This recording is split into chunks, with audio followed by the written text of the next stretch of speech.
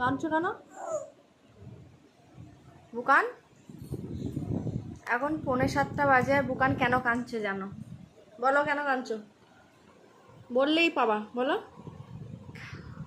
জোরে বলো। কি খাবা? এখন 6:45 বাজে আর ওর এখন খিদে পেয়েছে, আর এখন খিদে পেয়েছে অন্য কিছু খাবে না, এখন ভাত খাবে। আর ভাতটা মানে আজকে রান্না কান্না করেছিলাম, আর যেহেতু মাটন হয়েছিল রবিবার, তো সেই কারণে দুই দাতা বিকালবেলা ভাত কটা বেড়ে খেয়ে নিয়েছে। সেইটা দেখে এখন বলছে ওরা সব খেয়ে নিয়েছে, আমার জন্য ভাত রাখিনি, আমি এখন ভাতই খাবো। তো এখন কি করার জিজ্ঞেস করো, কারোর বাড়িতে ভাত আছে? জিজ্ঞেস করো, করো জিজ্ঞেস করো, তোমাদের কারোর হাঁড়িতে ভাত আছে? আমাকে পাঠিয়ে দাও। কাদের আছে? ওদের? আগে জিজ্ঞেস করো, বলো কারোর বাড়িতে ভাত আছে?